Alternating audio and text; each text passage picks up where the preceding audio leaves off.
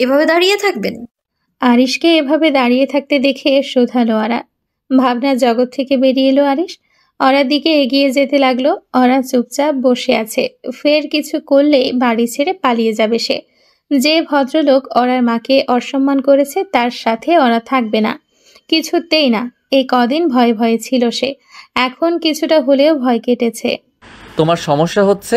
না, তবে? নাথিং। অরা কিছু বোঝার আগেই আরিশ তাকে বিছানায় ধাক্কা দিয়ে ফেলল। চমকালো অরা, রেগে বলল, কি করছেন? আরিশও অবাক হলো অরার আচরণে। মেয়েটার এতটা সাহস হলো কিভাবে হঠাৎ? আরিশ অরার শরীরের ওপর ঝুঁকে ওর কপালে আঙ্গুল ছুঁয়ে বলল, 2-3 দিনেই ভয় কেটে গেছে? শুকনো ঢোক গিল অরা। আরিশের হিংস্র আচরণগুলো মনে পড়ে গেল। প্লিজ সরুন। কেন? আমার ভালো লাগে না এইসব। ভালো লাগে না? আরিশের কানে বারবার কথাটা বাজতে লাগলো। অরার তাকে তার স্পর্শ ভালো লাগে না, কিন্তু কেন? অরা যেন আরিশের সাথে থাকে, সেজন্যই তো এতটা আদর করে সে। যদি কখনো অরা তাকে অক্ষম বলে চলে যায়, সেই আশঙ্কা থেকে আরিশের এত পাগলামি। সত্যি ভালো লাগে না নাকি অন্য কেউ আছে? আচমকায় আরিশের চোখ রক্তবর্ণ ধারণ করলো। ওরা বেশ বুঝতে পারছে আরিশ আবারও হিংস্রতা প্রকাশের মাধ্যম হিসেবে তার শরীরটাই বেছে নিবে। কেউ নেই আপনি ছাড়া। অরার কথায় থমকে গেল আরিশ। অরার দুই গালে হাত রাখলো সে। মুহূর্তে শান্ত হয়ে গেছে সে। সত্যি তো? সত্যি। মুচকি হাসলো আরিশ। অরার কপালে কিস করলো একটা। অরার চোখ ছলছল করে উঠল। আরিশ যদি সবসময় এমন থাকতো তবে কতই না ভালো হতো। শাওয়ার নিয়ে আসি, তুমি এভাবেই থেকো। এভাবে শুয়ে? হ্যাঁ। অরা মাথা নেড়ে সম্মতি দেয়। আরিশ ওয়াশরুমের দিকে এগোলো। বিয়ের পর এই প্রথম আরিশকে সুস্থ স্বাভাবিক মানুষ মনে হলো অরার। একেবারে শান্ত কেয়ারিং একটা মানুষ। অরা ভেবে পায় না আরিশের এমন হুটহাট বদলে যাওয়ার কারণ কি। লম্বা নিঃশ্বাস ফেলে। নিজেকে বোঝাতে লাগলো সে আরিশকে মেনে নেওয়ার চেষ্টা করবে। হয়তো একসাথে থাকতে থাকতে সবকিছু ঠিক হয়ে যাবে। মা হয়তো ঠিকই বলেন, ছোট থেকে একা থেকে মায়ের থেকে অবহেলা পেয়ে আরিশ এমন হয়ে গেছে। অরার মনে নানা প্রশ্ন ঘুরপাক খাচ্ছে, কিন্তু সে কিছুই জিজ্ঞেস করতে পারছে না। আরিশের আচরণ যেন এক ধরনের বিপর্যয়। ওয়াশরুমের দরজা বন্ধ হওয়ার শব্দ শোনা গেল। অরা একে একে সমস্ত অনুভূতিগুলো অগ্রাহ্য করে সোজা হয়ে শুয়ে রইল। একাকী হয়ে যাওয়া অনুভূতি তার ভেতর ঢুকতে থাকলো। যেন এই ঘরটায় এই মুহূর্তে সে একা। কিন্তু তারপরে মনে পড়ল আরিশ কি আদৌ কখনো তাকে একা থাকতে দিবে? আরিশ প্রায় 5 মিনিট পর ফিরে এলো। ওরা একে একে সমস্ত অনুভূতিগুলো অগ্রাহ্য করে সোজা হয়ে শুয়ে রইল। একাকিত্বের এক অদ্ভুত ঠান্ডা ঢেউ তার শরীরের ওপর দিয়ে বয়ে যেতে লাগলো। মনে হচ্ছিল এই ঘরটা, এই মুহূর্তটা, সবকিছু মিলিয়ে সে একা নিঃসঙ্গ। কিন্তু পরক্ষণে মনে পড়ল আরিশ কি আদৌ তাকে একা থাকতে দেবে কখনো? না, আরিশ তো তেমনই, ওভার পজেসিভ, টক্সিক, একগুঁয়ে আর জেদি। অরার পক্ষে একা থাকা যেন ভাগ্যেও নেই। প্রায় 5 মিনিট পর ফিরে এলো আরিশ। অরা এখনো এক দৃষ্টে ছাদের দিকে তাকিয়ে শুয়ে আছে। তাকে আগের অবস্থানে দেখে মনে একটা চাপা সন্তুষ্টি ফুটে উঠল আরিশের চোখে।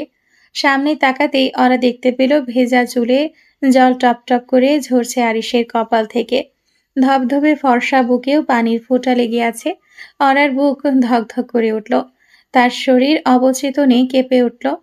অরা জীবনে আরিশই প্রথম পুরুষ যার স্পর্শে উপস্থিতিতে অদ্ভুত এক অনুভূতি হয়, যে অনুভূতির ব্যাখ্যা ওরা নিজেই জানে না। সেদিন থেকে যেদিন এই পুরুষটা তার জীবনে জোর করে ঢুকে পড়েছে, অরার ভেতরে তীব্র ঘৃণা আর অনিচ্ছার পাশাপাশি একটা জটিল আকর্ষণ কাজ করে। অথচ এ আকর্ষণ ভালোবাসা নয়, একরকম জ্বরের মতো কাঁপিয়ে তোলে, জ্বালিয়ে দেয়, আবার নিস্তেজও করে দেয়। আজ পর্যন্ত ওরা কোনো ছেলেকে ভালো লাগা চোখে দেখেনি। ছোটবেলা থেকেই তার মনে একটাই স্বপ্ন বাসা বেঁধেছিল, একটা শান্ত সুন্দর সংসার।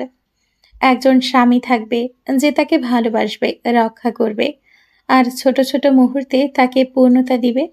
পড়ালেখায় তেমন আগ্রহ ছিল না কখনো, শুধু সামাজিক দায়বদ্ধতা থেকেই চালিয়ে যাচ্ছিল সবকিছু।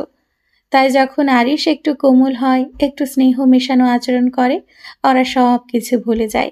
মনে হয় এই তো সেই স্বপ্নের সংসার, এই তো সেই মানুষ যার হাতে নিজেকে নির্ভয়ে তুলে দেওয়া যায়। কিন্তু খুব তাড়াতাড়ি সেই স্বপ্নভঙ্গের শব্দ শুনতে পায় সে। মনে পড়ে যায় আরিশের দমনমূলক আচরণ, তার হঠাৎ করে আগুন হয়ে ওঠার স্বভাব, তার সেই হিংস্র রূপ, যেটা কেবল ভালোবাসার ছায়ায় ঢেকে রাখা ছিল কিছু সময়ের জন্য। এই মুহূর্তে অরাজ চোখ সরানোর সাহস নেই। সে জানে আরিশ রেগে যাবে, তার দিকে তাকিয়ে থাকতে হবে নিঃশব্দ অনুগত্যে। ভেতরে ভেতরে অসহায় অনুভব করলেও ওরা জানে প্রতিরোধ করার ক্ষমতা তার নেই, শুধুই তাকিয়ে থাকা, এটাই যেন এখন তার একমাত্র উপায়। শোয়া, উঠে বসবে হামিংবার্ড। আরিশের কণ্ঠে ছিল চাপা আদেশের টান। ওরা তাড়াতাড়ি মাথা নাড়ল।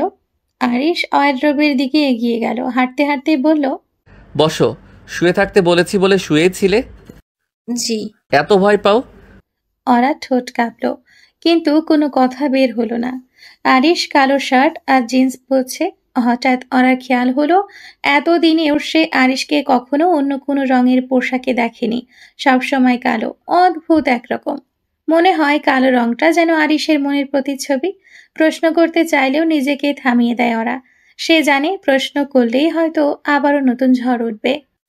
মাঝে মধ্যে আপনি খুব ভয়ানক হয়ে ওঠেন, সেই জন্য। আরিশ কিছু বলল না, থেমে গেল। তার চোখে এক ঝলক ছায়া নেমে এলো। সে যেন নিজের মধ্যে তার মায়ের প্রতিচ্ছবি খুঁজে পেল। হ্যাঁ, তার মাকে সে ভয় পেত এমন ভাবেই, আর এখন ওরাও তাকে ভয় পায়। তাহলে কি সেও মায়ের মতোই একজন আতঙ্কের উৎস? নিজেকে নিজের কাছে অচেনা লাগছিল আরিশের। কেন এমন করে সে? কেন এই নিষ্ঠুরতা? অরার মুখে শাস্তির ছায়া দেখতে তার বুকটা কেমন কেঁপে উঠল। অরার পাশে এসে বসলো আরিশ। অরা ভয় আর অস্বস্তিতে থরথর করে কাঁপছে। আরিশ ওর কোমরে হাত রাখতেই চমকে উঠল সে। অতঃপর খুব ধীরে, খুব যত্নে, যেন ভাঙা কাচের টুকরো ছুঁয়ে দেখছে। ওকে তুলে নিল নিজের কোলে। দুপাশে পা ছড়িয়ে আরিশের কোলে বসে আছে ওরা। সারা শরীরে একরকম নিঃশব্দ কম্পন ছড়িয়ে আছে। বুকের ভেতরটা অজানা আশঙ্কায় ঠাস হয়ে আছে তার। আরিশের শরীরের তাপমাত্রা গায়ে লাগছে ওরার। বুকের ধুকপুকানিটা যেন গলার কাছে এসে আটকে গেছে। মাথা নিচু করে বসে আছে সে। লজ্জা, ভয়, অপমান সবকিছু একসাথে জমাট বেঁধে আছে ও চোখের কোণায়। Look at me hummingbird. আরিশের কণ্ঠটা ছিল কোমল কিন্তু নির্দেশময়। অরার হাত পা কাঁপছে। ধীরে ধীরে মুখ তুলে তাকায় সে। চোখ মেলতেই দুটি চোখের ভেতরে এক ধরনের দাহ, অপরাধ বোধ আর অধিকার মিলেমিশে আছে দেখতে পেল। আমি জানি আমার আচরণে তুমি কষ্ট পাও, ভয়ও পাও। I am sorry hummingbird. তোমার মুখে আমার পুরুষত্ব নিয়ে প্রশ্ন শুনে জেদের বসে তোমাকে বিয়ে করেছিলাম ঠিকই, কিন্তু তোমাকে কষ্ট দেওয়ার মনোভাব কখনোই ছিল না আমার। আসলে আমার রাগটা একটু বেশি হয়, আর রাগের মাথায় সব কিছু গুলিয়ে ফেলি। যা বলা উচিত নয় সেটাই বলে ফেলি, যা করা উচিত নয় সেটাই করে বসি। অরা কিছু বলে না, চুপচাপ তাকিয়ে থাকে কেবল এক দৃষ্টিতে, যেন চোখ দিয়ে সব কথা বলে দিতে চায়, অথচ ঠোঁট পর্যন্ত এসে কোনো শব্দ পৌঁছাতে পারে না। আরিশের যত কথাই হোক, তার ভয়টা যেন জমাট বেঁধে গেছে বুকের একদম গভীরে। আরিশ আবারও বলল, গলার স্বরটা খানিকটা নরম। আমি চাই না কেউ আমাকে ভয় পাক, আমি চাই না তুমিও পাও, কিন্তু সত্যি বলতে সবাই আমাকে ভয় পায়। হয়তো আমার সেই রুক্ষ উগ্র আচরণটাই তাদের ভয় পাইয়ে দেয়। আর তোমার সাথে যা করেছি তাতে ভয় পাওয়াটা তো খুবই স্বাভাবিক। আপনি যদি সব সময় এমন শান্ত থাকতেন তাহলে আর ভয় পেতাম না ভাব। ভয় আর তীব্রতায় গলা শুকিয়ে গেল অরার। সে কথা শেষ না করে চুপ করে গেল। না চাইতেও মুখ ফসকে ভাইয়া বলে ফেলার মতো অবস্থা। নিজের ওপরে রাগ হচ্ছিল। কি সর্বনাশ! আরিশ ব্যাপারটা ধরে ফেলল। চোখ একটু সংকুচিত করে গম্ভীর গলায় বলল, আমি তোমার স্বামী, স্বামীকে ভাইয়া বললে সেটা কেমন শোনায় ভাবতে পারো? ভুলে। অভ্যাস করে নাও। আমার নাম নিয়ে ডাকো আরিশ, অথবা চাইলে অন্য কিছু ডাকনাম দাও, কিন্তু ভাইয়া নো, নেভার। অরা মাথা নিচু করে চুপচাপ সায় দেয়। ভয়, লজ্জা আর একটু অস্বস্তি নিয়ে আরিশের দিকে তাকিয়ে বলে, আচ্ছা, এখন আমার খিদে পেয়েছে। আরিশ মুচকি হেসে অরার হাত দুটো নিজের কাঁধে রাখে। হঠাৎ স্পর্শে কেঁপে ওঠে ওরা। চোখ বড় বড় করে তাকিয়ে থাকে তার দিকে। চলো খেতে যাই। এভাবে কোলে বসেই যাব? অরা জিজ্ঞাসা এতটাই সরল আর বিস্ময় ভরা যে হঠাৎ করে হেসে ওঠে আরিশ। কেমন যেন অদ্ভুত সেই হাসি। অরা ভ্রু কুঁচকে চায় তার দিকে।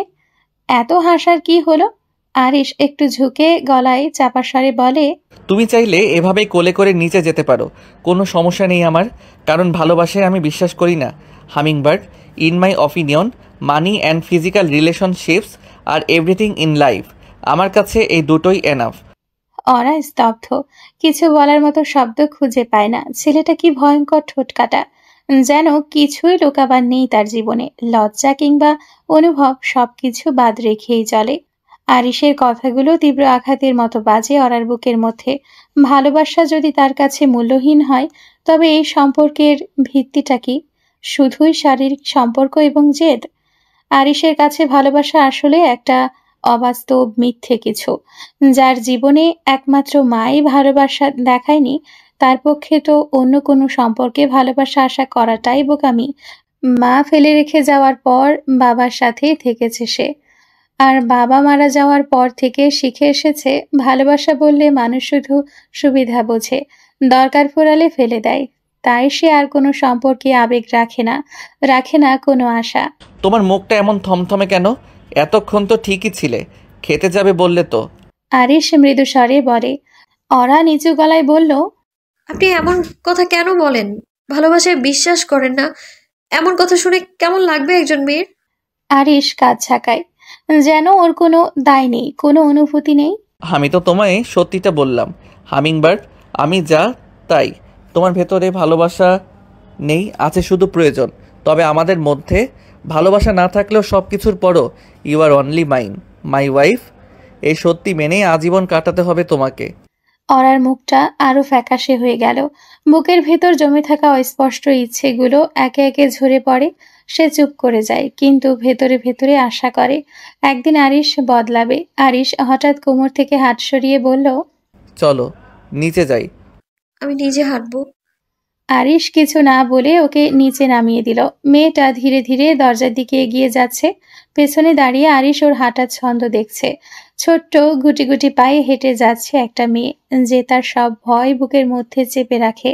আরিশ ওর পেছনে পেছনে হাঁটতে হাঁটতে মনে মনে ভাবে, বয়সে ছোট একটা মেয়েকে বিয়ে করে এভাবে জোরাজোরি করা মোটেও ঠিক হয়নি তার।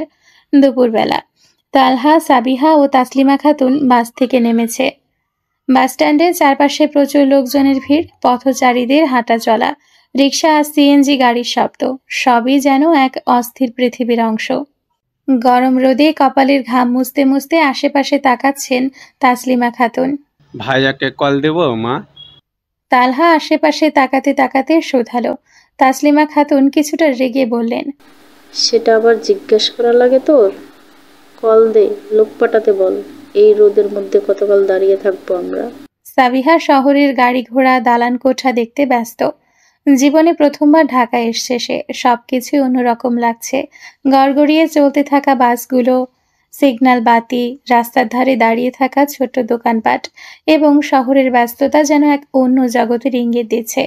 ঢাকার মাটি, শহরের গন্ধ আর তীব্র রোদের মাঝে তাকে নতুন এক অনুভূতি ঘিরে ধরেছে। সেই সাথে মনে একটা চাপা উত্তেজনা কাজ করছে। আরিশের সাথে দেখা হবে। দীর্ঘ 10 বছর পর আরিশকে দেখতে পাবে সে। 10 বছর আগে আরিশ গ্রামে গিয়েছিল একবার, তারপর আর যায়নি সে। তালহা আরিশকে কল করলো। আরিশ কল রিসিভ করছে না দেখে আরো একবার কল দিতে লাগলো তালহা। এবার কল রিসিভ করলো সে। ভাইয়া, আমরা সায়দাবাদ বাস স্টেশনের পাশে দাঁড়িয়ে আছি। অপেক্ষা করো, গাড়ি পাঠাচ্ছি। ওকে ভাইয়া। আরিশ কল কেটে দিল। তালহা বলল, গাড়ি পাঠাচ্ছে বলল। বাসে থাকতে কল করার দরকার ছিল, তাহলে এখানে এসে দাঁড়িয়ে থাকতে হতো না। সাবিহার কথায় তাল মেলালেন তাসলিমা। ঠিকই বলছিস, কি আর করার, একটু অপেক্ষা কর। তিনজনে দাঁড়িয়ে থাকে। সিটি বাসগুলোর হর্ন, রিক্সা চালকদের চিৎকার আর লোকজনের দৌড়াদৌড়ি শহরের অস্থিরতা আরো বাড়িয়ে দেয়। কিছুক্ষণ পরেই গাড়ি নিয়ে জলিল আসে তাদেরকে নিয়ে যেতে। গাড়িতে উঠে বসে সাবিহা এক দীর্ঘ স্বস্তির নিঃশ্বাস ফেল। শহরের উন্মত্ততা আর রোদ থেকে কিছুটা মুক্তি পেয়ে সে শান্ত অনুভূতি অনুভব করছে। জানালা দিয়ে ঢাকা দৃশ্য দেখছে। সন্ধে নেমেছে শহরের বুকে। পশ্চিমের আকাশে লালচে ছায়া মিলিয়ে গিয়ে ধীরে ধীরে গাঢ় নীল অন্ধকার চেপে বসছে। অলিতে গলিতে জ্বলে উঠেছে সোডিয়াম আলো। হালকা হলুদ আলোয় যেন একরকম কল্পলোক তৈরি হয়েছে। চায়ের দোকানগুলোর সামনে ছোট ছোট দল বসে গরম ধোয়া ওঠা চায়ে চুমুক দিচ্ছে, আড্ডায় গা ভাসিয়ে দিচ্ছে সারাদিনের ক্লান্তি ভুলে। কারো মুখে অফিসের গল্প, কারো মুখে রাজনীতি, আবার কারো মুখে রূপকথার মতো প্রেম। এদিকে শহরের ব্যস্ত রাস্তাগুলোতে কর্মজীবী মানুষজন ফিরছে আপন গন্তব্যে। কেউ ধুলো জামা বাছে হেলে দুলে, কেউ আবার নিজের প্রাইভেট কারে আরামে। সব মিলিয়ে শহর যেন এক থেমে থাকা অচল চলমান চিত্রপট। জলিল কালো রঙের প্রাইভেট কারটা ধীরে ধীরে খানবাড়ির গেটের সামনে এনে দাঁড় করালো।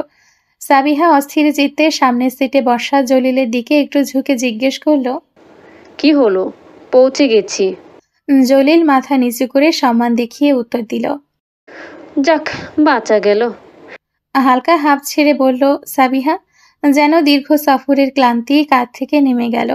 গাড়ির দরজা খোলার সঙ্গে সঙ্গে তালহা দ্রুত নেমে পড়ে লাগেজের দিকে ছুটল। জলিলকে ইশারা করলো, ভাই ধরো তো একটু, ভারী লাগছে এগুলো। ওদিকে তাসলিমা খাতুন ধীরে ধীরে মেয়েকে নিয়ে গাড়ি থেকে নামলেন। কোমরে এক হাত রেখে অসহিষ্ণু সুরে বললেন, আহা, এতক্ষণ বসে থাকতে থাকতে কোমরটাই যেন জমে গেল। তারপর তালহার দিকে তাকিয়ে বললেন, তানহা, তোরা ব্যাগপত্র নিয়ে ভিতরে আয়, আমরা একটু এগোলাম। ওকে মা। তালহা হাত উঁচিয়ে সাড়া দিল।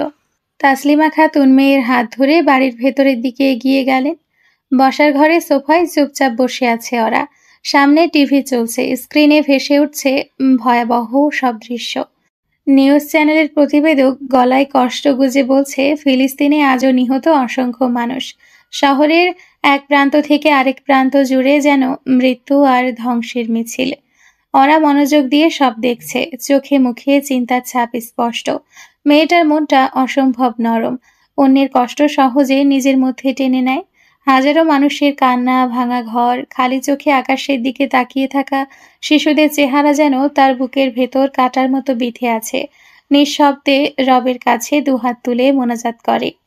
হে আল্লাহ, তুমি ফিলিস্তিনের মানুষগুলোকে রক্ষা করো। ওদিকে পাশে বসে থাকা তামান্না যেন একেবারে ভিন্ন জগতে। তার চোখে নেই কোনো আলোড়ন, মনেও না। অকারণে চুপচাপ বসে থাকলেও চোখের কোণায় বিরক্তির ছাপ। এইসব খবর তার ভালো লাগে না। তার মন পড়ে থাকে স্টার জলসা কিংবা জি বাংলার রঙিন দুনিয়ায়। সেখানে নাটকের নায়িকা কাঁদে, তবুও সেটা তামান্নার কাছে বাস্তবের চেয়ে অনেক বেশি মনোহর লাগে।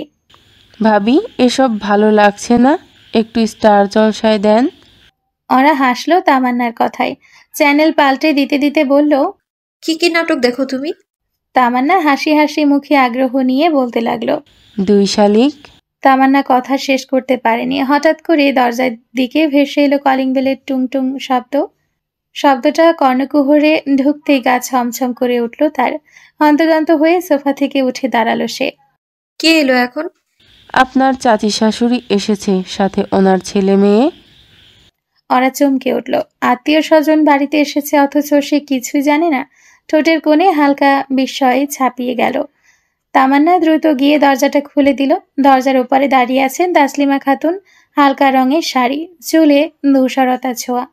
পাশে সাবিহা, চোখে হালকা ক্লান্তি আর সফরের ধুলো। তামান্না মুখে হাসি ফুটিয়ে বলল, ভেতরে আসেন আপনারা, ভাইয়া এখনই এসে পড়বে। তামান্নার কথার কোনো জবাব না দিয়ে নিঃশব্দে ভেতরে প্রবেশ করলো তাসলিমা খাতুন আর সাবিহা। চোখে মুখে একটা অদৃশ্য বিতৃষ্ণা ছাপ। সাবিহা একটু থেমে তামান্নার দিকে ঘুরে বলল, এমন ভাবে বলছো যেন আমরা এই বাড়ির অতিথি আর তুমি বাড়ির মালকিন। কণ্ঠে ছিল তীক্ষ্ণতা, তাচ্ছিল্যের শীতল ছায়া। তামান্না কিছু বলল না, চোখ নামিয়ে নিল নিঃশব্দে। এতক্ষণে ওরা উঠে দাঁড়িয়েছে। একটু কাঁধ সোজা করে নিজেকে স্থির রাখার চেষ্টা করলো। সাবিহা এগিয়ে এলো তার দিকে, ঠোঁটে বিদ্রুপের হাসি টেনে বলল, বাড়ির কাজের মেয়েগুলো তো সব দারুণ সুন্দরী। হারিসের চরিত্র তো বেশ জানতাম, এমনটা হলো কখন? অরার মুখ থমকে গেল, চোয়াল শক্ত হলো মুহূর্তেই। কথাগুলো যেন হাওয়ার মতো এসে গায়ে বাজলো, ঠান্ডা অথচ কাটার মতো। তার মানে আরিশের আত্মীয়রা অরার বিষয়ে কিছুই জানে না।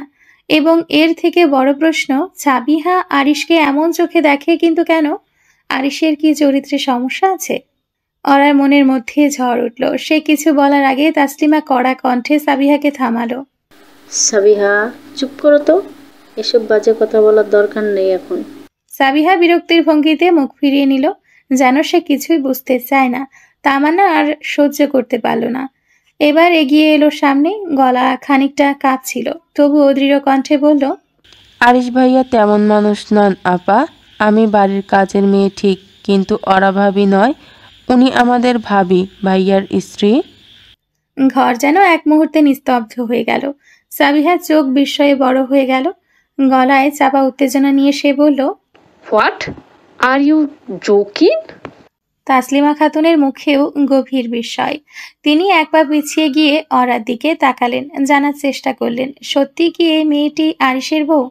আরিশ সত্যি বিয়ে করে ফেলেছে, অথচ বিয়ের কথাও জানালো না। এরকম অল্প বয়সী একটা মেয়েকে বিয়ে করেছে আরিশ, তাও কি ধরনের চাল চলন!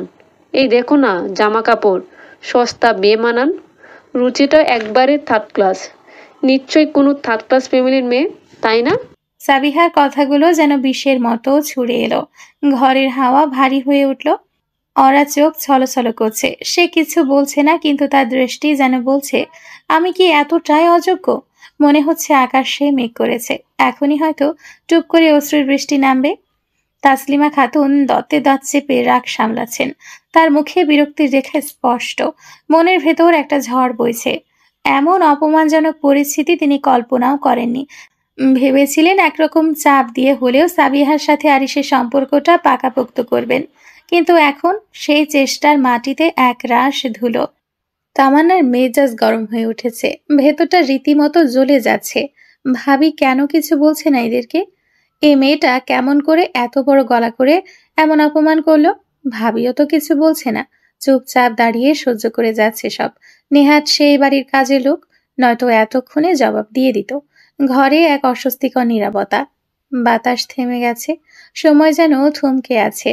এমন বোবার মতো দাঁড়িয়ে আছো কেন? ভাবটা এমন দিচ্ছ যেন কথাই বলতে জানো না, অথচ ঠিকই আরিশকে ফাঁদে ফেলে বিয়েটা করে নিলে।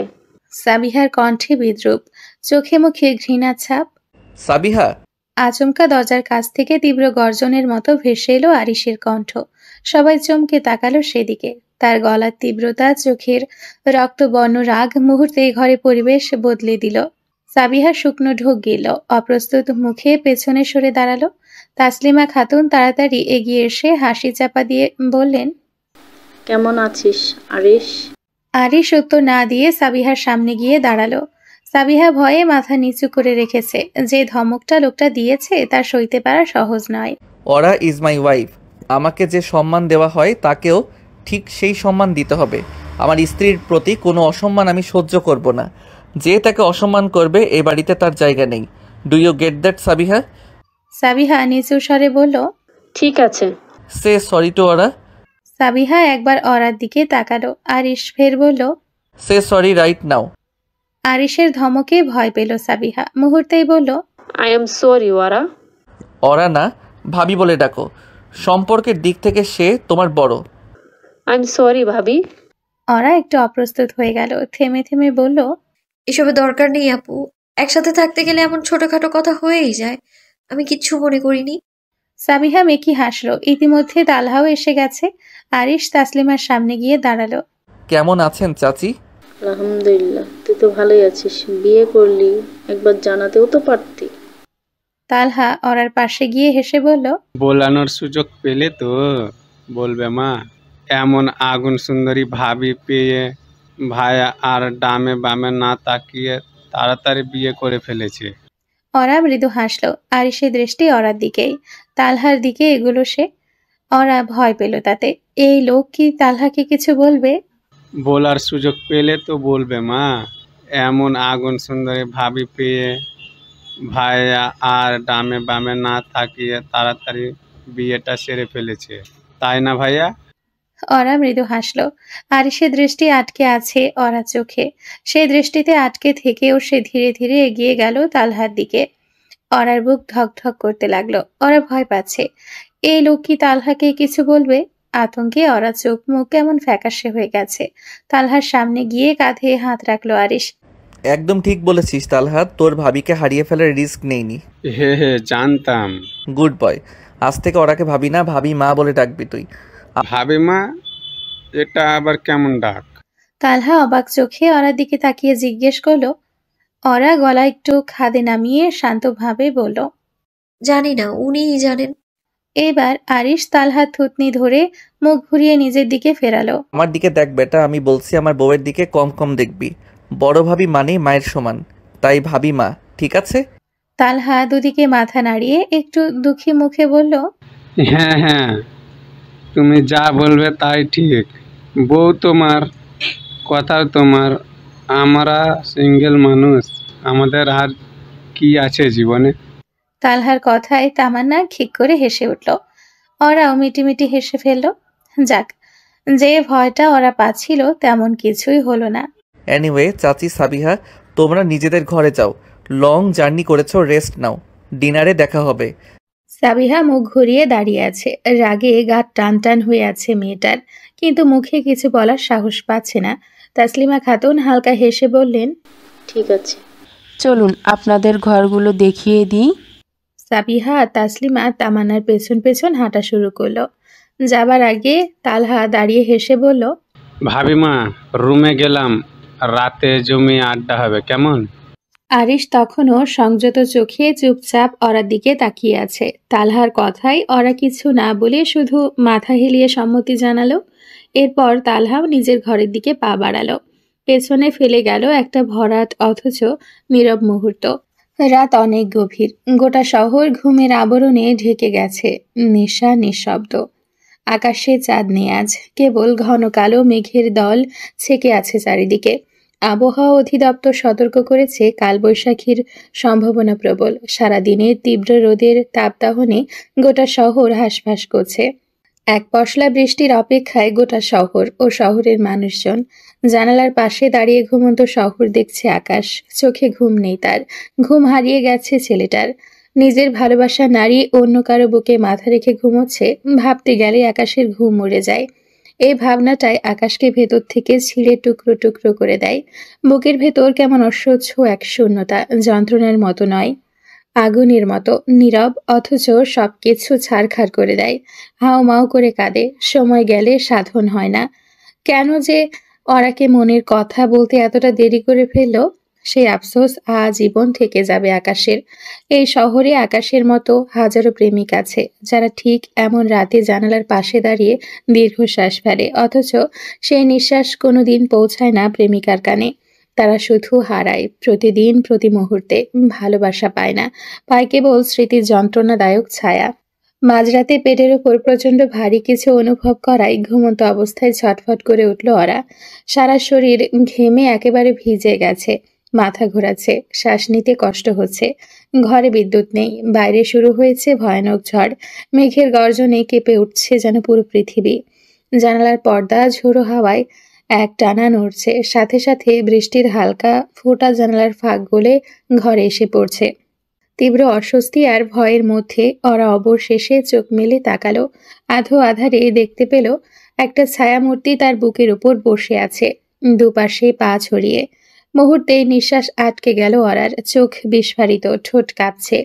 ভয় যেন জমে বরফ হয়ে গেছে রক্তে। চিৎকার করতে যাচ্ছিল সে, ঠিক তখনই ছায়ামূর্তিটা হঠাৎই ঝুঁকে তার মুখ চেপে ধরল শক্ত করে। ফুসফুস থেকে বের হওয়া বাতাস আটকে গেল। হিসিয়ে কানে কানে বলল, this is your husband hummingbird, ভয় পেও না। ওরা স্বস্তির নিঃশ্বাস ফেলল। তাহলে এটা আরিশ, চোর ডাকাত অন্তত নয়। আরিশ ওরার মুখ থেকে হাত সরিয়ে নিতেই ওরা উত্তেজিত হয়ে শুধালো, আপ- আ- আপনি এটা কি করছিলেন? এইভাবে কেউ গায়ের উপর? ইস, চুপ, একদম চুপ। দুই গালে হাত রেখে বলল সে। আরিশের ফিসফিসে কণ্ঠে এক ধরনের গা ছমছমে অনুভব লুকিয়ে আছে। ওরা সেটা স্পষ্টই টের পাচ্ছে। ভয়ে গলা শুকিয়ে গেছে মেয়েটার। সত্যিই চুপ করে গেল সে। বিদ্যুৎ চমকানোর আলোতে মাঝে মধ্যে ঘর আলোকিত হচ্ছে। ওরা আরিশকে দেখছে। অর্ধনগ্ন অবস্থায় আছে সে, পরনে কেবল একটা হাফ প্যান্ট। চুলগুলো এলোমেলো, কপালে পড়ে আছে। কপালে বুকে বিন্দু বিন্দু ঘামের ফোঁটা জল করছে। চোখ মুখ কেমন লাগছে আরিশের। রেগে আছে নাকি শান্ত হয়ে আছে কিছু বুঝতে পারছে না ছোট্ট পাখিটা। কেমন যেন এক অদ্ভুত অনুভূতি তাকে ঘিরে ধরেছে। তালহাকে কেমন লাগে হামিংবার্ড? আমার থেকে বেশি চার্মিং, হ্যান্ডসাম? তুমি ওর দিকে ওভাবে হেসে তাকিয়েছিলে কেন বলো তো? আরিশের এমন কথায় বিস্ময়ের চূড়ান্ত পর্যায়ে পৌঁছে গেল ওরা। কি বলছে এই লোকটা? তালহা তো তার নিজের কাজিন। ওরা এতটা অবাক হয়ে গেছে যে কি বলবে কিছুই বুঝতে পারছে না। অবশেষে কিছু না বলে শুধু চুপচাপ করে আরিশের দিকে তাকিয়ে থাকে, যেন পুরো দৃশ্যটি এক বিভ্রান্তি। আরিশ আবার বলল, কি হলো? Little bird answer me. কেন তাকিয়েছিলে? কই আমার দিকে তো কখনো মিটি মিটি হেসে তাকালে না। দেখুন, আমি এমনি এমনি এমনি হেসেছিলাম কেবল। আপনারই তো আত্মীয়, সেজন্য। আচমকা গলা চেপে ধরার ভঙ্গিতে গলায় হাত রাখলো আরিশ। ভয়ে গলা শুকিয়ে গেছে ওরার। আমি বলেছি আমার আত্মীয় স্বজনের সাথে হেসে হেসে কথা বলতে হবে, বলিনি তো হামিংবার্ড। তাহলে কেন হাসলে? আমার ভুল হয়ে গেছে, আর কখনো। ভুলের শাস্তি পেতে হবে তো। বিনা শাস্তিতে কাউকে ছেড়ে দিলে সে আবারও একই কাজ করে। লিটল বার্ড, বুঝতে পেরেছো? আরিশ কি করতে চলেছে? ওরার শরীর কাঁপছে। বাইরে ঝড়ের থেকেও বড় ঝড় ওরার মনে বইছে। এ তো বদ্ধ উন্মাদ। এই লোকের সাথে কিছুতেই থাকবে না ওরা। মনে মনে নিজেকে এসব বলে শান্ত করতে চাচ্ছে সে। আরিশ মুচকি হাসলো, ঠোঁটের কোণে তার রহস্য। ওরা চোখ বড় সড়ো হয়ে গেছে। আরিশ ধীরে ধীরে ওরা ঠোঁটের দিকে অগ্রসর হচ্ছে। ওরা ছটফট করতে করতে বলল, প্লিজ ক্ষমা করে দিন, আর করবো না আমি, please. I won't hurt you hummingbird. শুধু সবকিছু অসহ্যকর করে তুলবো তোমার কাছে। এটাই তোমার শাস্তি। ওরা ঠিক বুঝলো না আরিশের কথা। আবারও জোর করে মিলন করবে সে, নাকি অন্য কিছু? অরার ভাবনার গতির চেয়ে আরিশের ক্ষিপ্রতা যেন বেশি। অরার কোমল ঠোঁটজোড়া আরিশ তার নিজের দখলে নিয়ে ফেলল। সে অরার দু হাতে হাত রেখে সমস্ত শরীরে নড়াচড়াও বন্ধ করে দিয়েছে। আরিশের আগ্রাসী চুম্বন সহ্য করতে কষ্ট হচ্ছে অরার। ঠিকমতো নিঃশ্বাস না নিতে পারার ফলে দম বন্ধ হয়ে আসছে, এমন অনুভূত হচ্ছে। তবে ঠোঁটে ব্যথা পাচ্ছে না। এভাবে কতক্ষণ চলল ওরা জানে না, বুঝতে পারছে না। যখন ওরা চোখে জল ছলছল করে উঠল, ঠিক তখনই আরিশ তাকে মুক্ত করল। ফাঁসির আসামি ছাড়া পেলে যেমন ঘন ঘন নিঃশ্বাস ফেলে, ওরাও তেমন ভাবে হা করে নিঃশ্বাস নিতে লাগলো। আরিশ মুচকি হেসে ওরার পাশে শুয়ে পড়ে, তাকে হাতের উপর শুয়ে দিল। ওরা এখনো স্বাভাবিক হতে পারেনি, দ্রুত শ্বাস প্রশ্বাস নিচ্ছে। আমি আমার কথা রেখেছি। ঠোঁটে কোনো ব্যথা দেইনি, কেটে যায়নি। শুধু আরিশের হাসিটা বড্ড বিশ্রী, ভয়ঙ্কর মনে হচ্ছে ওরার, যেন মানুষরূপী কোনো শয়তানির হাসি। আরিশ আবারও বলতে লাগলো, শুধু কিস করেছি। এই ঠোঁট দিয়ে হেসেছিলে তখন। সেজন্য শাস্তিটা ঠোঁটের জন্য বরাদ্দ ছিল। শান্ত হও হামিংবার্ড, একটা কিস ছিল শুধু, আর কিছুই না। ওরা থরথর করে কাঁপছে। আরিশকে এক ফোঁটাও বিশ্বাস করে না সে। শুধু কিস করে থেমে থাকবে বলে মনে হয় না তার। মাথায় হাত বুলিয়ে দিচ্ছি পাখি, ঘুমিয়ে যাও। কালকে শপিং করতে নিয়ে যাব। সাবিয়া কি বলল শুনলে তো? তোমার সাজসজ্জা নিয়ে কথা বলেছে সে, জবাবটা তো দিতে হবে। ওরার কানে অন্য কোনো কথা ঢুকছে না এখন। ছোট্ট পাখির মতো গুটিসুটি হয়ে শুয়ে আছে কেবল। শরীরে ক্লান্তি, মনে ভয়। সত্যি সত্যি চোখ বন্ধ করে ফেলেছে সে। ঘুমাও হামিংবার্ড, ঘুমাও। ওরা চুপ করে চোখ বন্ধ করে শুয়ে রইল অনেকক্ষণ। মাথায় হাত বুলিয়ে দেওয়ার ফলে একসময় আরিশের হাতের উপরেই ঘুমিয়ে পড়ল সে। কিন্তু আরিশ ঘুমায়নি। এক দৃষ্টিতে ওরার মুখের দিকে তাকিয়ে আছে সে। মেয়েটা দেখতে সুন্দরী, দারুণ ফিগার, স্বভাবও চমৎকার, শুধু বয়সটা একটু কম। এইটুকুই যেন একটা প্রশ্ন চিহ্ন। বাইরে তখন মুষলধারে বৃষ্টি হচ্ছে। ভাবনার প্রবাহ থামে না আরিশের। ওরার গরম নিঃশ্বাস ছুঁয়ে যাচ্ছে তার গা। তাজরিন খান আরিশ এতগুলো বছর নারী সঙ্গ ছাড়া কাটিয়েছে, অথচ এই মেয়েটাকে কাছে পেলেই তার ভেতরটা এলোমেলো হয়ে যায়। সেটা কি ভুল, নাকি স্বাভাবিকে? আরিশ ধীরে ধীরে তার গলায় আঙ্গুল ছুঁয়ে দিতে দিতে নামিয়ে আনলো। বক্ষ বিভাজনের কাছে এসে থেমে গেল সে। আলো আধারির মাঝে ওরার বুকের দিকে নজর পড়তে নিঃশ্বাস ঘন হতে লাগলো তার। অচেতন অরাকে আদর করতে চায় না আরিশ। সে চায় অরাকে নিজেই উঠিয়ে বসাক। অথচ মেয়েটার চোখে তখনও তীব্র ঘুম, শরীরে জমে থাকা ক্লান্তির ছাপ। মুচকি হাসল আরিশ, কিন্তু সেই হাসির পরেই হঠাৎ মনে পড়ে গেল অরা তো তালহার দিকে তাকিয়ে মিটিমিটি হেসেছিল। মুহূর্তে মেজাজ বিগড়ে গেল তার। কোনো ভনিতা না করে অরা চুলগুলো শক্ত করে ধরে ওকে শোয়া থেকে টেনে তুলে বসালো। ঘুমন্ত অবস্থায় হঠাৎ চুলে এমন তীব্র টান লাগায় কেঁপে উঠল ওরা। চোখ মেলে তাকালো, চোখে তখনও ঘুমের ঝাপসা। চারপাশ বুঝে ওঠার আগেই যেন একটা অদৃশ্য দংশনে আটকে গেল সে। হেই হামিংবার্ড, তুমি তো আমার দিকে না হেসে তাকিয়েই ঘুমিয়ে গেলে। কেন গেলে বলো তো? অরা পিট পিট করে তাকালো আরিশের দিকে, ঘুম ঘুম চোখে বলল, আপনার দিকে তাকিয়ে কেন হাসবো আমি? হাসার মতো কি কিছু হয়েছে? নাকি আপনি জোকার? কেন হাসবে? কথাটা আরিশের কানে বাজতে লাগলো বারবার। তার মানে তার দিকে তাকিয়ে হাসবে না ওরা। আরিশ দারুণ ক্ষেপে গেল। এক ঝটকায় ওরাকে কোলে বসিয়ে বিছানা থেকে উঠে দাঁড়ালো। অনার ঘুম এক লহমায় উড়ে গেল, যদি পড়ে যায় সেই ভয়ে। দ্রুত আরিশের গলা জড়িয়ে ধরে, দুপাশে পা ছড়িয়ে পিঠ আঁকড়ে ধরল সে।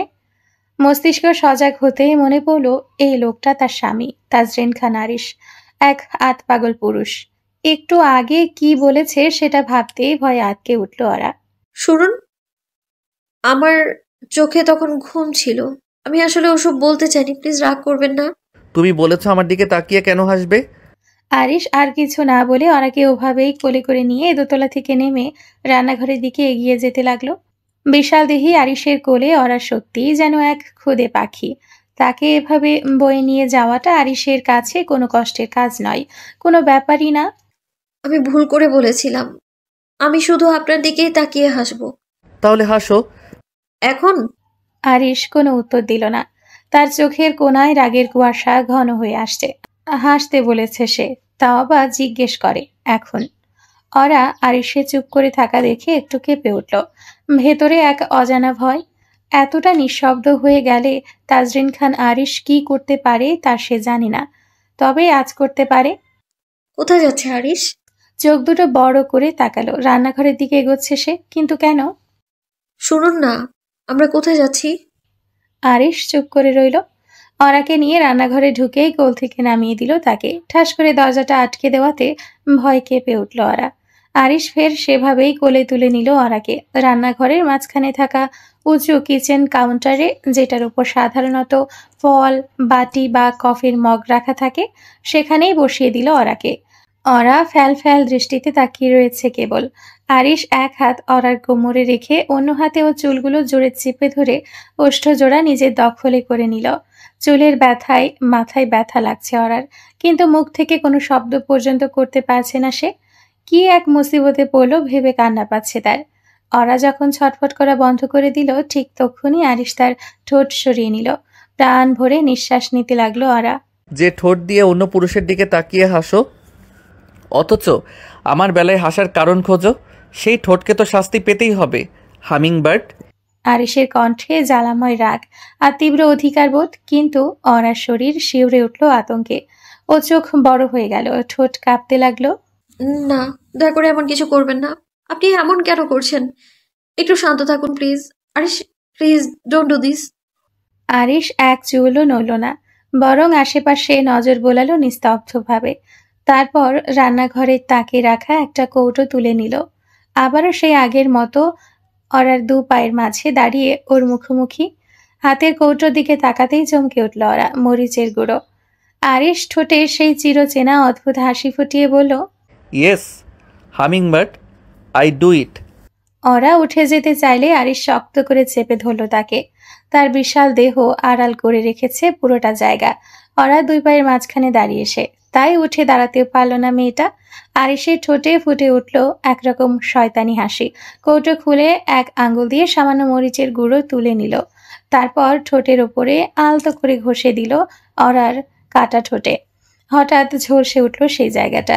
লিপকিসের আগ্রাসী চাপে যে আগেই ফেটেছিল, এখন সেখানে লেগেছে আগুন। ওরা কেঁপে উঠল ব্যথায়। একটা বিকট চেঁচিয়ে উঠল সে।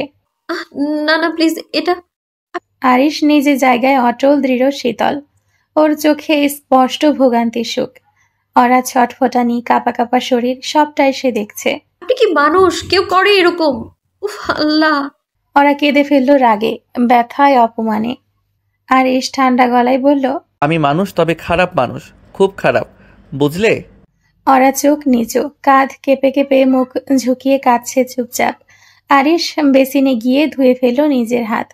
ওরা এখনো রান্নাঘরের কাউন্টারে বসে আছে, চাইলেও পালাতে পারবে না। এই কয়দিনে এতটুকু সে বুঝে গেছে। Look at me little bird. ওরা তাকায় না। আরিশ তার থুতনি ধরে মুখটা উপরের দিকে তুলল। চোখের কোণে জমা জল গড়িয়ে পড়ছে গাল বেয়ে। হঠাৎই অরার কাপা ঠোঁটে নিজের ঠোঁট রেখে দিল আরিশ। চমকে উঠল অরা।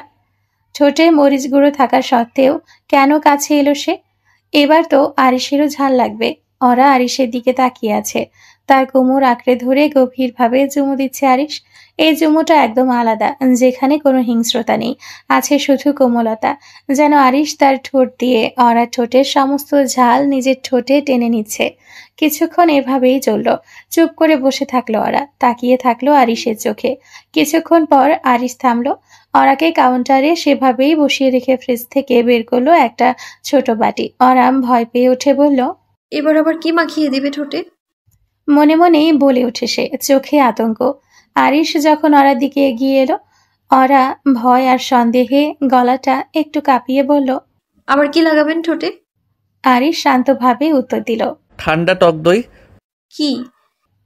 অরা চোখ কুঁচকে গেল। তুমি যা শুনলে ঠিক সেটাই। আরিশ একদম কাছে এসে দাঁড়ালো। অরা কাপা চোখে বাটির দিকে তাকালো। সত্যিই তো, বাটিতে রাখা ঠান্ডা দই, আর কিছু না।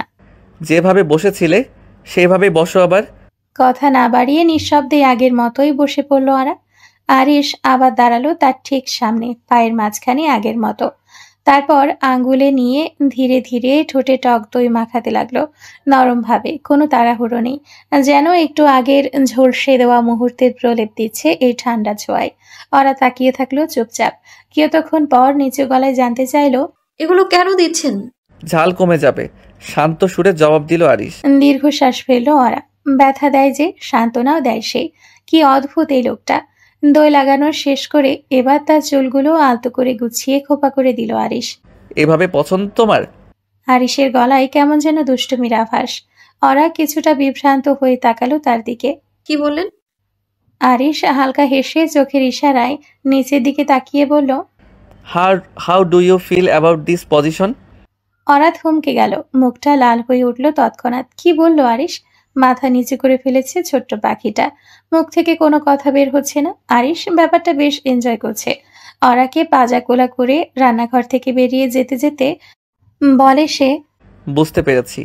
আরিশ ফিসফিস করে বলল, এভাবে তো আগে কখনো হয়নি, তাই না? এজন্যই তুমি কোনো উত্তর দিতে পারোনি। এক মুহূর্ত থেমে আরেকটু এগিয়ে গিয়ে বলল, আমি কিন্তু তোমার উত্তর পাওয়ার ব্যবস্থা করব হামিংবার্ড, নিশ্চিতভাবে। বুঝতে পেরেছো? অরা চোখ বন্ধ করে ফেলল। ঠোঁট শক্ত করে চেপে ধরে রইল। কিছু বলার মতো ভাষা নেই তার। শহরের সকালের বাতাস এক অদ্ভুত মিশ্রণ তৈরি করেছে। ট্রাফিক জ্যাম, তাজা চায়ের গন্ধ আর মানুষের ব্যস্ত পদচারণা। রাস্তায় গাড়ির হর্ন, ফুটপাতে চলন্ত পায়ে পায়ে সাপের মতো ঘুরে আসা মানুষ। আর দোকানের সামনে দাঁড়িয়ে থাকা ভিখারির গলার হাঁকাচি শব্দের সহজ যেন কখনো থামে না। শহরের এই দৃশ্য, এই মুহূর্তগুলোর কোলাহল সবার কাছে যেন আলাদা কিছু। কেউ একটু ভালো থাকার আশায় বের হয়, কেউ বা জীবনের গতিতে দৌড়াতে থাকে, আর কেউ কেউ চুপ করে দাঁড়িয়ে শুধু দেখতেই থাকে। সকাল সকাল কলিং বেলের শব্দে হন্তদন্ত হয়ে দরজা খুলতে এগিয়ে যাচ্ছিলেন রোকসানা মল্লিক। নয়না সকালে নাস্তা করছে, আর সোলাইমান মল্লিক কিছুক্ষণ আগে বাসা থেকে বেরিয়ে গেছেন। কেমন আছো রোকসানা? মকবুল ভাই, আপনি কেমন আছেন? আসুন আসুন, ভেতরে আসুন আগে। মকবুল চৌধুরী সোলাইমান মল্লিকের বাল্যবন্ধু। ছোটবেলা থেকে একসাথে হেসে খেলে বড় হয়েছেন তারা। জীবিকার তাগিদে সোলাইমান শহরে বসবাস করলেও মকবুল এখনও গ্রামের বাড়িতেই আছেন। সোলাইমান পরিবার নিয়ে গ্রামে গেলে মকবুলের সাথে দেখা হয় এবং তারা একে অপরের বাড়িতে নিয়মিত যাওয়া আসা করেন। রোকসানা মল্লিকের পিছু পিছু বাসার ভেতরে ঢুকলেন মকবুল। বসার ঘরে সোফায় বসে পড়লেন তিনি। নয়না নাস্তা খাওয়া শেষ করে বসার ঘরের দিকে উকি দিল, আর মুহূর্তেই তার গলা শুকিয়ে গেল আতঙ্কে। কিরে নয়না, এখানে দাঁড়িয়ে উকি ঝুঁকি না মেরে চাচার সাথে গিয়ে কুশল বিনিময় কর। রোকসানার কণ্ঠে বিরক্তি নয়, বরং এক ধরনের তাগিদ ছিল। মকবুল চৌধুরীকে বসার ঘরে রেখে ফ্রিজ থেকে ঠান্ডা কিছু বের করছিলেন তিনি। নয়নার গলা যেন শুকিয়ে কাঠ, কান যেন শব্দ নিচ্ছে না, শরীরটা ভার হয়ে এসেছে। চোখে ধরা পড়ছে একটা চাপা ভীতি, একটা গোপন অস্বস্তি। রোকসানা চায়ের জন্য চুলোয় পানি বসাতে বসাতে আবারও ডাকলেন, নয়না। জি মা, যাচ্ছে। নয়নার কণ্ঠে যেন একটা ঘুম ভাঙা বিস্ময়। স্বরে অনিচ্ছা স্পষ্ট। ধীর পায়ে বসার ঘরের দিকে এগোয় সে। পা যেন ভারী হয়ে আসছে। মকবুল চৌধুরীর মুখে একটুখানি হাসি। নয়না, বেশ বড় হয়ে গেছো দেখছে। তা কেমন আছো মামনি? নয়নার গলা শুকিয়ে আসে। তার দৃষ্টি মেঝের এক বিন্দুতে আটকে থাকে। চোখ তুলে তাকাতে পারছে না সে। জি ভালো, আপনি বসুন, মা আসছেন, আমি স্কুলে যাব। শব্দগুলো ঠোঁট থেকে বেরোলো, মন থেকে নয়। মকবুল হালকা হেসে বলল, আরে একটু বসো তো, কত বছর পর এলাম তোমাদের বাড়িতে, চকলেটটা খাবে না? নয়না এবার চোখ তুলে তাকায়। লোকটার ঠোঁটের কোণে এক ধরনের বিকৃত আনন্দ। সে হাসছে, কিন্তু নয়নার শরীরে কাঁটা দিচ্ছে। তার গলার স্বর হঠাৎ করে আটকে যায়। নিঃশ্বাস ভারী হয়ে আসে। ঠিক তখনই রোকসানা মল্লিক এসে পড়েন, হাতে খাবার দাবার সাজানো ট্রে টি টেবিলের ওপর রেখে মকবুলের দিকে তাকালেন। মকবুল মৃদু হেসে বললেন, এগুলো আবার কি দরকার ছিল রোকসানা? সামান্য কিছু বানিয়েছি, খেয়ে নেই, রাতে জমিয়ে খাওয়া দাওয়া হবে। বললেন রোকসানা। আমি এক্ষুনি চলে যাব রোকসানা, অন্য একদিন আসবো আবার। মকবুল চোখ নামিয়ে খাবারের দিকে তাকালেন। মুখে আবারও সেই হাসি। এই হাসির আসল মানে রোকসানা বুঝলেন না, কিন্তু নয়নার রক্তে তা আগুন ছড়াচ্ছে। রোকসানা ও মকবুলের কথোপকথনের মধ্যেই নয়না স্কুলের ব্যাগ নিয়ে বাসা থেকে বেরিয়ে গেল। বসার ঘরে তখন রোকসানা বলছিলেন, আপনার বন্ধু শুনলে খুব রাগারাগি করবে, প্লিজ আজকে থেকে যান। মকবুল হেসে বললেন, ঠিক আছে। হাঁপ ছেড়ে বাঁচলেন রোকসানা। বিকেলে বাজারে যেতে হবে। দুপুরবেলা যা আছে বাসায় সেগুলো দিয়েই চলে যাবে। সোলাইমান মল্লিক বাসায় ফিরবেন সেই সন্ধ্যায়। সেজন্য রোকসানাকে বাজার করতে যেতে হবে। ওদিকে নয়না স্কুল ব্যাগ পিঠে মাথা নিচু করে হাঁটছে। সামনের রাস্তাটা ঝাপসা লাগছে তার কাছে। চোখে অকারণ জল, বুকের ভেতর ঘুমট চাপা এক আতঙ্ক। অন্যমনস্ক হয়ে রাস্তায় হাঁটছে নয়না। চারপাশে যত কোলাহল, তার কানে কিছুই ঢুকছে না। চোখ মুখ শুকিয়ে গেছে, কপালে বিন্দু বিন্দু ঘাম জমে উঠেছে। গলার ভেতর যেন কাটা, এক টুকরো শব্দ সহজে গিলে নিতে পারছে না সে।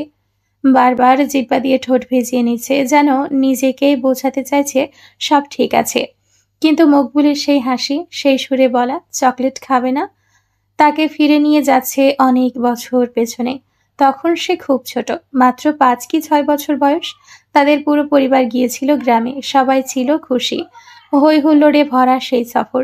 নয়না তখন দুধে আলতা শিশুময়, প্রাণবন্ত এক ফুটফুটে মেয়ে। একদিন বিকেলে পুকুর পাড়ে নিয়ে গেল মকবুল চাচা। চাচ্চু, আমরা এখানে কেন এসেছি? চকলেট তো দোকানে থাকে, পুকুর পাড়ে না। নয়না নিষ্পাপ প্রশ্নে মকবুলের মুখে ফুটে উঠে এক ঠান্ডা অদ্ভুত হাসি। চারপাশে শুনশান, এদিকটায় সচরাচর কেউ আসে না। মকবুল পকেট থেকে 3টে চকচকে মোড়কে চকলেট বের করে নয়নার দিকে বাড়িয়ে দেয়। এই যে তোমার চকলেট। নয়না খুশিতে চোখ বড় বড় করে চকলেটগুলো হাতে নেয়। চকলেট খুলে দাও না চাচ্চু, বলে সে। মকবুল নিজে হাতে চকলেট খুলে তার হাতে দেয়। নয়না খেতে শুরু করে। মকবুল ওকে কোলে তুলে নেয়। নয়া মামনি, চাচ্চু তো তোমার চকলেট দিল, তুমি কি চাচ্চুকে একটু আদর করবে না? শিশু নয়না নিষ্কলুষ হাসি হেসে তার কপালে চুমু দেয়। এক মুহূর্তের জন্য সবকিছু খুব স্বাভাবিক, নিরাপদ মনে হতে পারে। তারপর আচমকা নয়নার মুখ থমকে যায়। সে কুকড়ে উঠে অস্বস্তিতে। কিছু একটা ঠিকঠাক লাগছে না। চাচ্চু, আমার ব্যথা লাগছে, তুমি কি করছো? তার কণ্ঠে ভয়।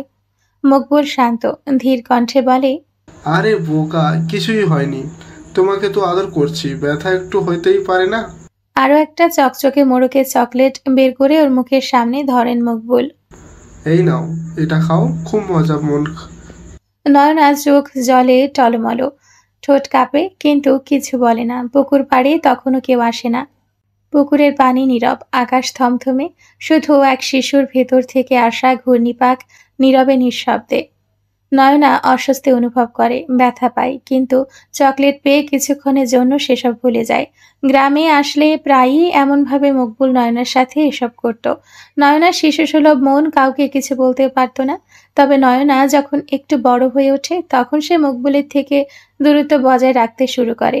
যদিও তখনও পুরোপুরি বুঝতে পারে না ঠিক কী হচ্ছে, কিন্তু অন্তত এটুকু সে বুঝতে পারত যে এটি কিছু ভালো ব্যাপার নয়। তাই মকবুলের কাছ থেকে সে নিজেকে আড়াল করতে শুরু করেছিল। এই নয় না, আর একটু হলেই তো গাড়ির নিচে চাপা পড়তি, মন থাকে কোথায়? রানীর কথায় হুঁশ ফিরে নয়নার। আনমনে হাঁটার ফলে সে রাস্তার মাঝখানে দিয়ে হাঁটছিল। রানী তৎক্ষণাৎ নয়নাকে পাশে নিয়ে আসে। সরি রে, কিছু না, চল চল, লেট হয়ে যাচ্ছে। হ্যাঁ চল। গতরাতের ঘটনার পর থেকে অরার মন মানসিকতা একেবারে বদলে গেছে। আরিশের পাগলামি ও অত্যাচার সে আর সহ্য করতে পারবে না। এখন তার একটাই সিদ্ধান্ত, সুযোগ পেলেই পালিয়ে যাবে, যেতেই হবে। খাবার টেবিলে বসে আছে ওরা, কিন্তু খেতে তার কোনো ইচ্ছে নেই।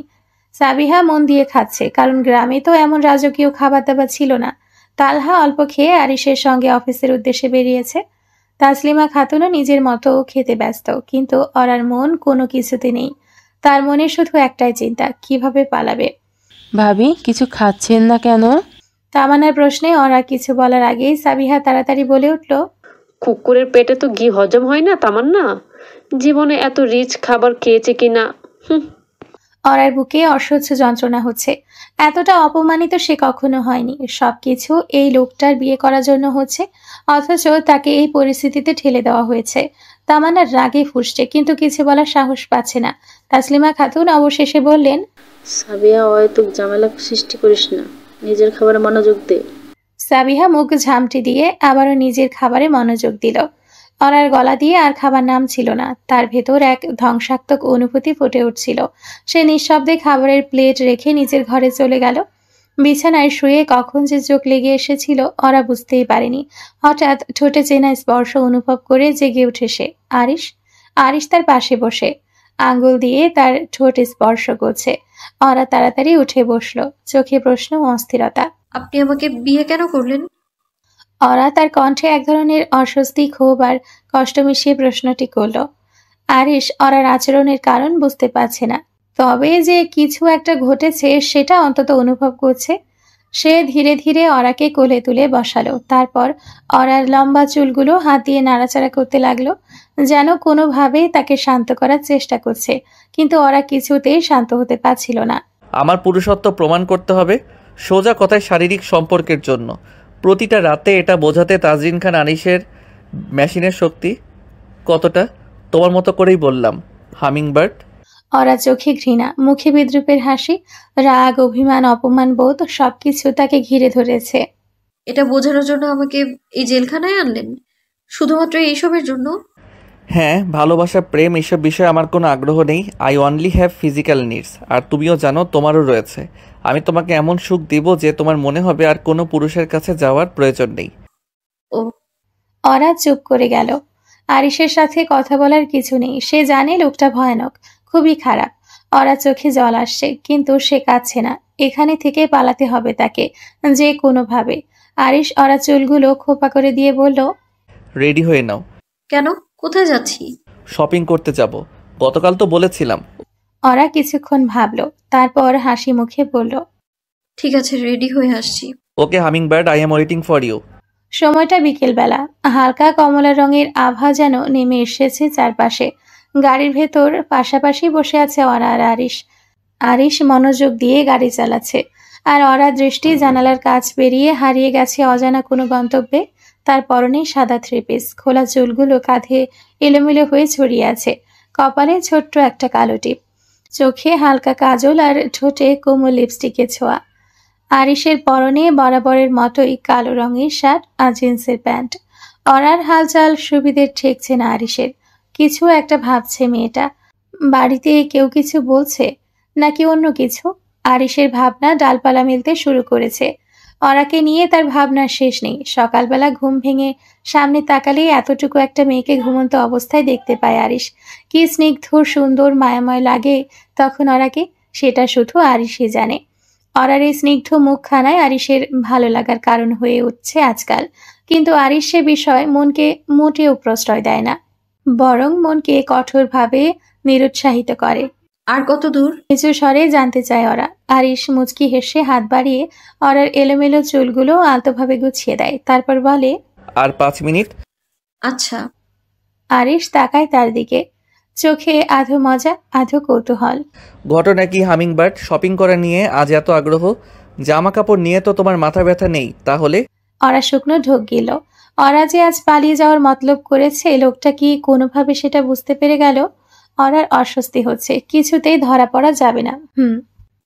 সাবিহা আপুর কথায় খারাপ লেগেছিল অনেক, সেজন্যই তাড়াতাড়ি দামি শাড়ি পরতে হবে, আর সেজেগুজে বাড়িতে ঘুরতে হবে, সবাই দেখবে আর লুচির মতো ফুলবে। অনার ভঙ্গিমা কণ্ঠের ভেতরে ছেলে মানুষই অভিমানের ছায়া দেখে আরিশ হেসে ফেলল।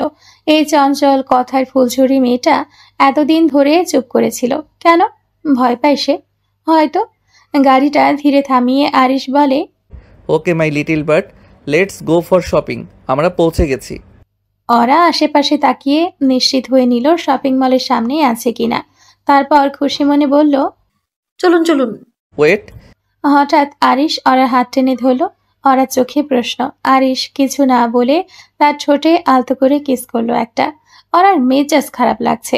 বাড়ির বাইরে গাড়ির ভেতরে এসেও এইসব? আর মাত্র কিছুক্ষণ, তারপর আর নাগালেই পাবেন না। মনে মনে কত কথা ঘুরপাক খাচ্ছে, তবুও চুপচাপ রইল ওরা। নিজের চিন্তার গহ্বরে হারিয়ে গিয়েছে যেন। আরিশ গাড়ি থেকে নেমে ওরার দিকে এগিয়ে এলো। গা ঝাঁকিয়ে হালকা হাসি ছুড়ে সে গাড়ির দরজা খুলে ওরার সামনে নিজের হাত বাড়িয়ে দিল রাজকীয় কুর্নিশের ভঙ্গিতে। এসো হামিংবার্ড। ওরা স্বাভাবিকভাবে আরিশের হাত ধরে গাড়ি থেকে নেমে আসে। শপিং মলের কাচের দরজা ঠেলে একসাথে ভেতরে ঢুকে পড়ে তারা। আলো ঝলমলে পরিবেশ, হালকা এসি, ঠান্ডা হাওয়া আর মানুষের কোলাহল, সবকিছুতেই যেন একটা বর্ণিল জীবন্ততা। প্রথমে থ্রি পিসের দোকানে ঢুকে তারা। দোকানে দেয়ালে সারি সারি ঝুলছে রঙিন জমকালো থ্রি পিস। আরিশ একটু বিরক্ত হলেও মুখে কিছু বলে না। বাজারে এখন পাকিস্তানি থ্রি পিসের চল বেশ। দোকানদারও সেই মোতাবেক একের পর এক পাকিস্তানি থ্রি পিস বের করে দেখাতে শুরু করে। ওরা মনোযোগ দিয়ে এক একটা দেখে যাচ্ছে। কাপড়ের কাজ, রঙের সুর, কাঠির সূক্ষ্মতা, সবকিছুর মাঝে যেন কোথাও নিজের গা ঢাকা ইচ্ছে লুকিয়ে রেখেছে সে। তার চোখে কোনো উত্তেজনা নেই, কিন্তু অদ্ভুত এক স্থিরতা আছে। আরিশ ওরার মনের ভাবনা বুঝতে চেষ্টা করছে। হঠাৎ ওরা বলে ওঠে, আমার এত দামি পোশাক লাগবে না, নরম স্বরে বলে ওরা। চুপ, ভালো ভালো ড্রেস নাও। আরিশের গলা শক্ত হয়ে ওঠে। তাজরিন খান আরিশের স্ত্রীর দিকে যেন কেউ আঙুল তুলতে সাহস না করে। ওরা চোখের কোণে কিছু নরম আলো ঝলক খেলে যায়, কিন্তু সে চুপ থাকে। দোকানি আবুল হাসান, বয়স 40 কি 45। ভদ্রলোকের চেহারায় আন্তরিকতা। হাতে মেরুন রঙা একটা থ্রি পিস তুলে এনে বললেন। আরিশের কপালে তৎক্ষণাৎ ভাঁজ পড়ে। মুখ না ঘোরালেও ভেতরে রক্ত ধীরে ধীরে টকবক করে উঠল। সে ওরার হাতটা শক্ত করে চেপে ধরল। চলো। গলার স্বর কড়া তালের মতো। কিন্তু কোথায়? ড্রেস তো কিনিনি এখনো। ওরা চোখে বিস্ময়। হ্যাঁ কিনবে, কিন্তু অন্য শপিং মলে। আর কোনো কথা বলেনি আরিশ। হনহনিয়ে বেরিয়ে গেল ওরার হাত ধরে। বেচারা আবুল হাসান থ হয়ে দাঁড়িয়ে রইল। তার মাথায় কিছুই ঢুকলো না। সে তো শুধু বলেছিল পরীর মতন লাগবে, তাতেই এমন বিদায়। শপিং মলের কাচের দরজা আবার স্লাইড করে বন্ধ হয়ে গেল। তার পেছনে রয়ে গেল কিছু বিস্ময়। আরিশের চোখে লুকিয়ে থাকা এক রাশ ঈর্ষা। সারা বিকেল কেটে গেল এক শপিং মল থেকে আরেকটায় ঘুরতে ঘুরতে। 3টে 5টা 7টা দোকান, কিন্তু শেষমেশ জামা কাপড় কেনা তো দূরের কথা, কোথাও এক জায়গায় মন বসল না আরিশের। প্রতিটা দোকানের সেলারের মুখে একই কথা, এটা পরলে ভাবিকে একেবারে অপসরীর মতন লাগবে। মাশাআল্লাহ, ম্যাম দেখতে এমনিতেই সুন্দর। এই কথাগুলোকেই যেন তীক্ষ্ণ বর্ষার মতো মনে হলো আরিশের কাছে।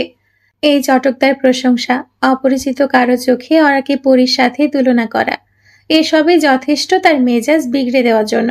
সে কিছু বলেনি, কেবল মুখে ঠান্ডা এক অভিব্যক্তি, চোখে অনাহত কুয়াশা। গাড়ি চলছে। জানালার বাইরের আলো আধার এক টানা পিছিয়ে যাচ্ছে। ওরা পাশের সিটে চুপ করে বসে আছে। মাথার ভেতর এক রাশ অস্থিরতা।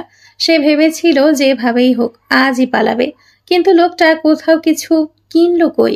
জামা কাপড়, ব্যাগ কিছুই তো নেই। মন খারাপ করতে হবে না, বাসায় ফিরে অনলাইনে সব ড্রেস অর্ডার করে দিব, তুমিও পছন্দ করে নিবে। ওরা কিছু বলল না। জানালার কাছের ওপারে সূর্যটা একটু একটু করে গলে যাচ্ছে। পোশাক নিয়ে তার কোনো ভাবনা নেই, কোনো আগ্রহ নয়। এই মুহূর্তে সে যেন একদম অন্য জগতে। হঠাৎ মুখটা উজ্জ্বল হয়ে উঠল তার, চোখে শিশুসুলভ উচ্ছ্বাস। আইসক্রিম। আরিশ চমকে তাকায়। রাস্তার পাশে ছোট্ট একটা আইসক্রিমের গাড়ি দাঁড়িয়ে। রঙিন ছাতার নিচে এক বুড়ো লোক ঠান্ডা মিষ্টির গন্ধ ছড়াচ্ছে। আর ঠিক তখনই হুট করে আরিশের মনে পড়ে যায় তার ছোটবেলার একটা সন্ধ্যা। মা, আমাকে একটা আইসক্রিম কিনে দিবে? ছোট্ট আরিশ গাড়ি জানালা দিয়ে আইসক্রিমওয়ালার দিকে তাকিয়ে অনুরোধ করে চলেছে বারবার। কাচের ওপারে লাল সবুজ রঙের আইসক্রিম গাড়ি।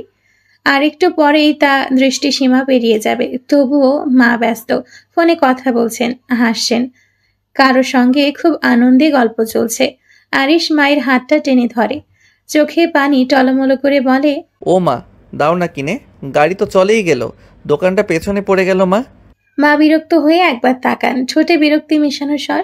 সারাক্ষণ শুধু খাই খাই করিস, দেখছিস না কলে কথা বলছি? তারপর আবার ফোনে মনোযোগ, হাসি, গল্প। আরিশ যেন তার জীবনের বাইরের কেউ। আরিশ তখন চুপ করে যায়। ভেতরে কোথাও যেন একটা ছোট্ট কিছুর মৃত্যু হয়। সেদিনের পর সে আর কখনো আইসক্রিম চায়নি, না কারো কাছে, না নিজের কাছে। আইসক্রিম খাবে হামিংবার্ড? হ্যাঁ। তুমি বসো, আমি গিয়ে নিয়ে আসছি। ওরা স্বস্তির নিঃশ্বাস ফেলল, মুচকি হেসে বলল, ঠিক আছে। আরিশ গাড়ি থেকে নেমে হাঁটা শুরু করলো, কিন্তু পরক্ষণেই আবার দাঁড়ালো, গলা উঁচিয়ে শুধালো, কোন ফ্লেভারের? আরিশ জিজ্ঞেস করতে ওরা কিছুক্ষণ চুপ করে থাকে। তারপর নিচু স্বরে বলে, ভ্যানিলা একটা আর চকলেট একটা। বলে নিজেই থমকে যায় ওরা। এই কথাটা তো আইসক্রিম খাওয়ার জন্য বলা হয়নি তার। ওর মুখ থেকে এই কথাগুলো বেরিয়ে এলো কেবল কারণ ওর পালানোর একটা পথ দরকার, একটা সুযোগ, একটু সময়। আরিশ লক্ষ্য করছে অরার মুখ। সেই চঞ্চল মেয়েটা এখন যেন অদ্ভুত রকম শান্ত, চোখে অদ্ভুত এক ছায়া। এই মেয়ে কিছু লুকাচ্ছে, আরিশ সেটা বুঝতে পারছে, কিন্তু ঠিক ধরে ফেলতে পারছে না। ওকে, বসো, আসছি। আরিশ চলে যেতে ওরা আর দেরি করলো না, খুব সাবধানে গাড়ি থেকে নেমে গেল। ক্লান্ত শরীরে স্কুল ব্যাগ কাঁধে নিয়ে বাসার দরজার সামনে এসে দাঁড়িয়েছে নয়না। লোকটা কি চলে গেছে নাকি আছে? মকবুলের মুখোমুখিও হতে চায় না নয়না, কিন্তু কি আর করার। দীর্ঘশ্বাস ছাড়লো নয়না, পরপর দুবার কলিং বেল বাজালো। খানিকক্ষণ বাদে দরজা খুলে দিল মকবুল। নয়না চমকালো, উনি কেন দরজা খুললেন? কিন্তু কিছু বলতে পারল না, হয়তো মা রান্নাঘরে, সেজন্যই। আসো মামুনি, সারাদিন স্কুলে অনেক ধকল গিয়েছে নিশ্চয়ই। নয়না মকবুলকে পাশ কাটিয়ে বাসার ভেতর প্রবেশ করে। নিজের রুমের দিকে এগোতে এগোতে বলে, তেমন কিছু না। মকবুল দরজা আটকে দিল। ঠোঁটের কোণেই তার বিশ্রী হাসি ঝিলিক। রোকসানা মল্লিক গিয়েছেন বাজারে কিছু কেনাকাটা করতে, বাড়িতে মকবুল একা, অথচ নয়না সেটা জানে না। রুমে ঢুকে কাঁধের ব্যাগটা টেবিলের উপর রাখলো নয়না। মাঝে মধ্যে ইচ্ছে করে মায়ের কাছে সবকিছু বলে দিতে, কিন্তু নয়নার সাহস হয় না। ভয়, লজ্জা, আত্মগ্লানি সবকিছু ঘিরে ধরে তাকে।